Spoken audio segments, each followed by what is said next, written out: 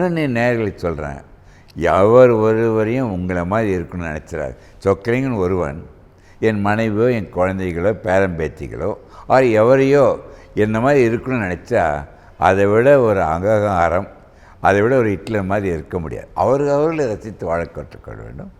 நீங்கள் திணிக்கக்கூடாது. எதுவுமே உங்கள் வாழ்க்கை பயணத்தை அவர்கள் பார்த்து கற்றுக்கொள்ள வேண்டும். யாருக்கும் போய் அட்வைஸ் பண்ணாதீங்க. இவ்வளோ உங்களுக்கு சொக்கலிங்க அட்வைஸ் பண்ண நினச்சிக்கிட்டா நான் ஒரு முட்டாளாக நினைக்கிறேன். அட்வைஸ் பண்ணுறதற்காக இதனை பயன்படுத்தவில்லை. என்னுடைய 80 வருட அனுபவத்தை உங்களுக்கு பகிர்ந்து கொள்கின்றேன். எடுத்துக்கொண்ட நன்மை தூக்கமின்மை. ஞாபகம் வச்சுங்க, தூக்கம் ஒரு நாளைக்கு பாருங்களேன், 24 மணி நேரம், ஒன் தேர்ட் நீங்கள் பிரியுங்க. 8 மணி நேரம் நல்லா உழைங்க, நல்லா உழைச்சி சம்பாதிங்க, எல்லாம் பண்ணுங்கள். 8 மணி நேரம் உங்களுக்காக நீங்கள் மீட் டைம் சொல்லணும். உங்களுக்கு வேண்டிய நேரங்களை 8 மணி நேரம் ஒதுக்கிடணும்.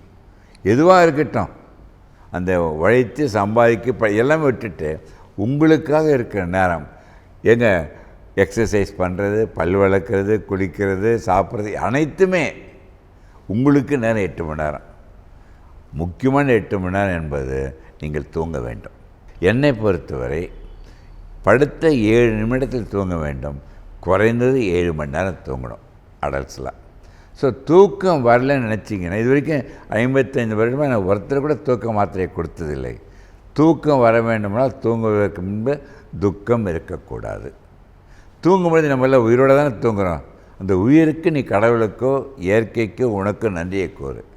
2 நிமிடம் தியானத்தில் இரு. தூக்கம் வரணும் என்ன தெரியுமா பண்ணணும்? குறைந்தது 3 மணி நேரம் தூங்குறதுக்கு முந்தி நீங்கள் டிவியில் இருந்தோ மொபைலில் இருந்தோ லேப்டாப்பில் வெளியில் வந்துடணும். தூங்குற வரைக்கும் பண்ணி அப்படியே தூங்கின பிறகு கூட உங்கள் ஸ்க்ரீன் ஓடிக்கிட்டே தூக்கம் வராது. சப்கான்ஷியஸ் மைண்ட் அது பிகம் மோர் அலர்ட்.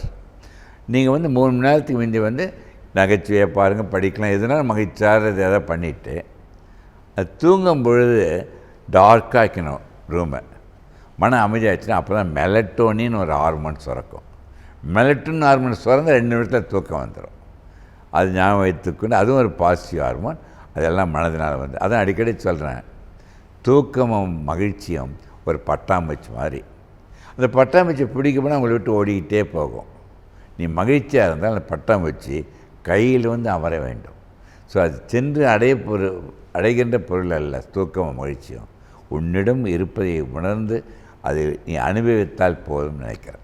நிறைய பேர் தூங்க மாட்டேன்றீங்களே. 16 மணி நேரம் உழைத்த உறுப்புக்கள் அனைத்தும் அது 8 மணி நேரத்தில் தான் ரீஜெனரேட் ஆகுது. அப்போ தான் அடுத்த ஒரு நாளைக்கு உங்கள் வேலைக்கு செய்வதற்கு தயாராகுது. விடிய தூங்கலாத இருந்தீங்கன்னா என்ன ஆக முடியும்?